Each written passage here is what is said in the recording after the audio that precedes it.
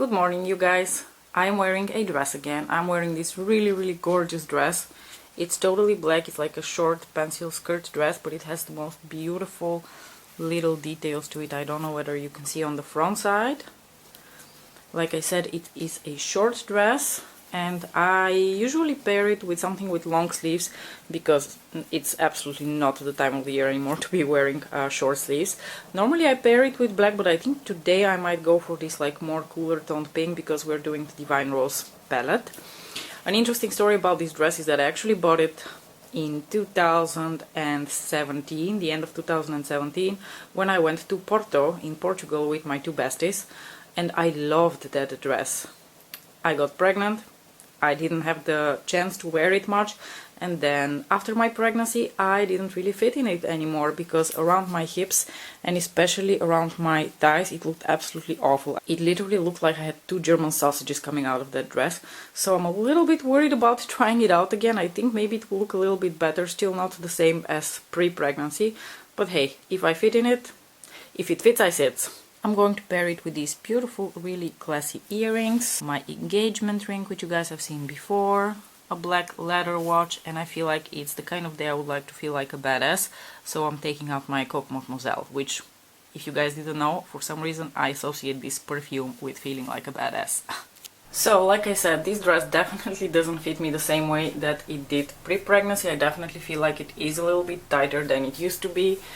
And I think I'm going to wear it today and sort of decide how I feel about it, whether I'm going to still keep it in my rotation or put it away for perhaps someday. But we are entering the top 10 and starting with the original Divine Rose palette, which was released last year, and I have mentioned this on many occasions. This is a palette that I had super many doubts about, and I actually didn't pick it up on the original release because, for one, I absolutely missed that it was even released, and I picked it up a bit later on when she restocked it on Selfridges. The reason I was very unsure whether this is a palette for me is because for the longest time I was convinced that neutral cool tones really clash with my skin, with my complexion, I was convinced it doesn't work. Since then I've actually completely changed my mind about neutral cool eyeshadows. I hope you can tell that there is quite a lot of use on these eyeshadows, and it is not an eyeshadow palette that I picked purely for completionist purposes because I am obsessed with Pat McGrath's Mothership palettes. Yes, I do have them all, but I do also use all of them, and I pretty much love every single shade in here. I do really have a preference, or like a slight preference, for this shade, which we're also going to use today. I adore this duochrome shade. I really love the two topper shades over here. The gold I actually really like to use in combination with the pink as a highlighter, which is also what you see on my face right now. This eyeshadow I already knew from before because it's in her Sublime palette. I love using this one as a blending out shade. This is a very interesting shade. So overall, I really enjoy this palette and I have been using it quite a lot. Now, just FYI, for today's look, we are going to use this shade, and these two shades from the Divine Rose 1 palette. However, I am going to pull out my Divine Rose 2 palette as well, because there is a shade in here which is just made to be used with the Divine Rose 1 palette, and that is this gorgeous like lavender purple over here, which is called Eleganza. So I am going to pull out Eleganza to pair with the Divine Rose palette. I've actually done that once already, and I enjoyed the result so much that I thought I would do it together with you for this look. I'm going to take a fluffy blending brush and go into the cool toned mauvey purple matte in the Divine Rose 1 palette and starting to blend that through my crease. I believe this month our story time was all about, you know, pregnancy, giving birth, you know, all of the things related to that. So last time I told you the story of how I found out I was pregnant. And for today's story time, we're going to go further into the story and talk about the actual pregnancy. Now, I want to point out, for all intents and purposes, I had a very uncomplicated, smooth pregnancy. However, I also want to tell you that if you are here to hear mushy stories about being pregnant, that you're at the wrong address. I'm a very practical person, and I already went into the whole pregnancy thing knowing that I will probably not enjoy it, and the only reason I'm doing it is I'm basically taking one for the team because my husband can't really be pregnant. Trust me, if there was an option for my husband to be pregnant or for us to donate material, and just leave it somewhere in an incubator and go back and pick it up in 9 months, I would have chosen for that option without a second thought. Because to me, pregnancy was a nuisance at best and debilitating at its worst. I did not enjoy being pregnant for a single second. Okay, maybe not for a single second. Maybe there were a couple of moments when I felt a bit more mushy because I felt the baby moving for the first time and stuff like that. But overall, I did not think pregnancy is worth my efforts, let me tell you. That is my personal opinion. You are allowed to feel any way you want about your own pregnancy or about pregnancy in general. But I just wanted to let you know that that is how I felt. And I did not change my mind after being pregnant. I still remain convinced that pregnancy was extremely unpleasant. Now, let's start with the beginning. So, like I said, I found out I was pregnant, and for a whole week I felt actually pretty okay. And I was bragging to everyone that I don't have morning sickness and shit like this, and I can pretty much do everything that I was doing before, only I was starting to feel a little bit more tired. And then around week 5, I want to say, just like a switch flipped, and I felt sick all day long. Like I woke up one day and I was just nauseated. All that I craved was pickles and I want to say tomatoes with a lot of salt and balsamic vinegar. I think the whole first day I ate only that. A lot of things that I used to really enjoy, such as drinking tea with honey, I couldn't like even look at tea with honey. Honestly, to this day I can't look at tea with honey. I'm so traumatized from the experience. By the way, now I'm going to go into the metallic mauvey purple taupe shade. I often pull the Divine Rose palette in order to use this shade. I really love it. I'm first going to go without glitter glue and then I'm going to apply glitter glue in a bit. I just want to lay it here in the outer corner and blend it out a bit.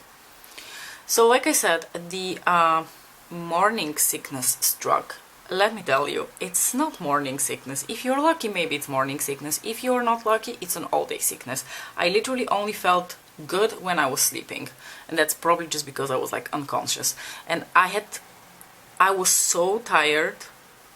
Like all of a sudden, I had never experienced tiredness like this in my whole life. It was literally, I could just sleep like a bear, you know, that's hibernating during the winter, without interruption. I was so exhausted. It was the first trimester for me was really debilitating, and I felt extremely guilty towards my boss because he was very understanding. He never said a word about me basically not being at work for most of that time, and I did try to make the best out of it because luckily there was a opening for like grant proposal, so I could just write from home and I didn't really have to go to the lab and do experiments. By the way, none of the experiments that I ever was doing pertained chemicals that I was really not allowed to use, so at no point was my pregnancy actually in the way of my practical work.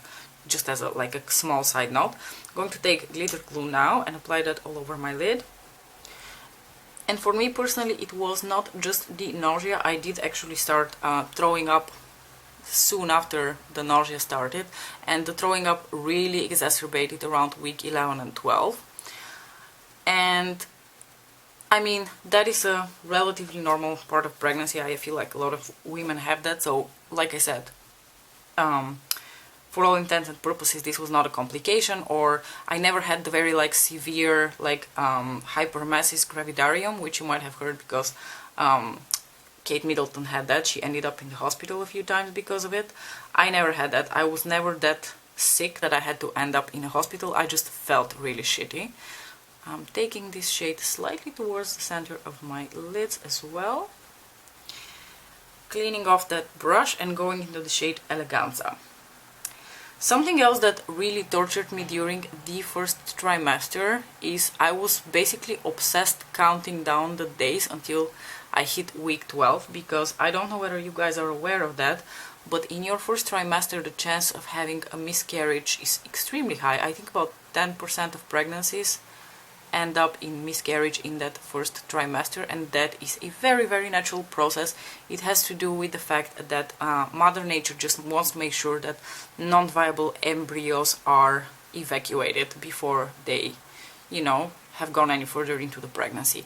Very often you will not even know that you were pregnant when you miscarry, because it happens very quickly after you were supposed to have your period. So I was really obsessed counting down the days and the weeks. Around week 11, by the way, the way things are arranged here is that you don't really go to a gynecologist or something, you go to a midwife, and the midwife basically will also deliver the baby unless you choose to deliver it in a hospital. If you choose to deliver it in an actual hospital, it will be like the doctors, but most women here actually choose to deliver at home or in like a special birthing house. Now I'm going to grab the topper shade with the pink duochrome, the one over here, for my inner corners, and apply that right here. So around week 11, the midwife said that we are ready to do the NIPT test. NIPT, by the way, stands for non-invasive prenatal diagnosis. So basically they take blood from you, and because in the past like decade or so we have discovered that fetal DNA actually already floats in the mom's bloodstream, they don't have to do something as invasive as an amniocentesis in order to detect early chromosomal abnormalities. By the way, I'm going to take this shade now and basically slather it all over my whole lid to give sparkle to the purple shades. So we were offered two options. One was a trial version of an extended version of the NIPT test, because basically when they do the NIPT test here, they test only for 3 chromosomal abnormalities. I think they test for Down syndrome, Edwards syndrome, and Patau syndrome. I think chromosome 21, 18, and I can't remember what the third one was. But that extended NIPT basically was a little bit like take it at your own risk, because it detects gross chromosomal abnormalities across the whole genome. And because they can't really offer you any sort of advice on what to do if they detect chromosomal abnormalities in any other part of the genome, aside from these 3 chromosomal abnormalities that they test for, they told us that we should, if we choose to do this, it's at our own risk.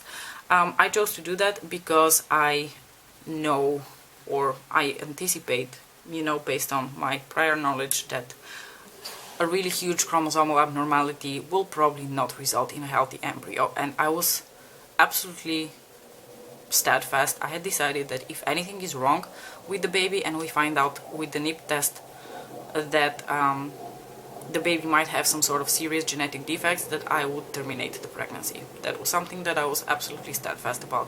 Life is already hard as it is, why should I make it harder for a little child? The next thing I'm going to do is take my 74 gel liner from Inglot, which is a very beautiful deep purple shade. I thought, let's just go completely monochromatic. I could have done black, but I think I prefer to do the purple. So we did the test. Luckily there was nothing wrong, and I have to say past week 14 or so the morning sickness finally started to subside and I felt significantly better. My energy levels were far improved. I didn't have the nausea anymore, or at least not as pronounced, and I basically went to work like normal again. I really enjoyed it. I really missed going to work. I'm going to take this Kiko eyeshadow stick in the number 36 to pop on my waterline. So after the nausea was gone, I think around like week 16 or like 16-17 weeks into my pregnancy, I started having acid reflux, which basically stayed with me until the end of my pregnancy. It seemed to get even worse when I ate like anything that had a lot of sugar, so I basically stayed away from desserts for the rest of my pregnancy. Basically anything, any food would just leave the most awful aftertaste in my mouth. I had a terrible relationship with food during my pregnancy, and that's really hard for someone who enjoys food and good food. So I am going to grab a little smudger brush like this, and I'm going to go back into that matte shade that I applied through my crease to just slightly blend out my lower lash line.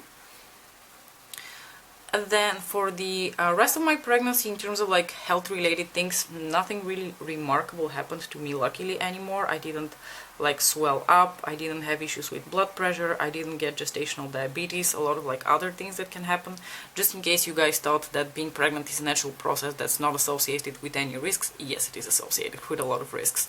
I don't know if you knew that, but back in the day, a couple of centuries ago, when women went into labor, they were meant to write down and sign their will, because there was a big chance that they weren't going to come back alive from that experience. Just so you know. Around 20 weeks you get the so-called medical scan, and that is really amazing. That I found really remarkable because there is so much detail that they can see.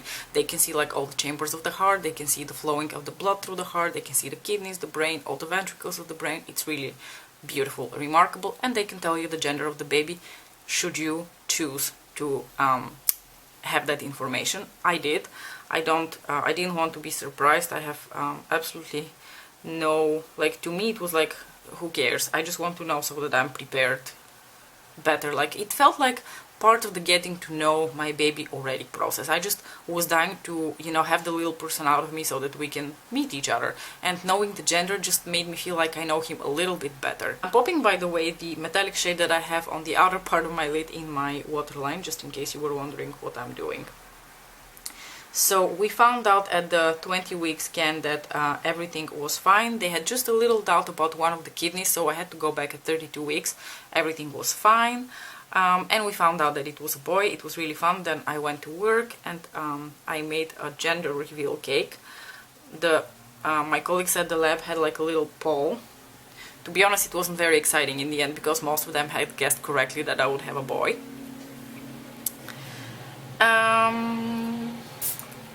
I felt pretty okay, like I said, for the rest of my pregnancy. We even went on holiday, I think around 7 months. That was about the last time that I could really like fly relatively comfortably, even though it was not very comfortable.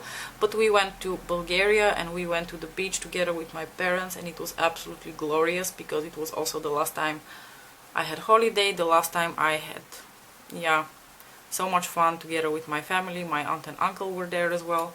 And especially now that I don't see them in such a long time, it's such a precious memory for me. It was really, really awesome. I am actually pretty much done with the eye look. I'm going to give everything one last blend. I went on maternity leave in week 36. We go on maternity leave 4 weeks prior to giving birth, and then we have another 12 weeks after the baby is born to be on maternity leave. So that's what happened. I spent most of my maternity leave either recording videos and talking to you. I'm pretty sure I actually posted a video on my due date because Nicola was born a week later. But we're going to talk about all of that next time when I tell you about the actual delivery. And for the rest, I just walked a lot. I tried to remain as mobile as possible. My best friend had just given birth to her daughter exactly a month before, so I would go out with her and her newborn baby out for walks because October was actually really beautiful back in 2018. We could spend a lot of time outside, so overall the rest of my pregnancy was pretty unremarkable.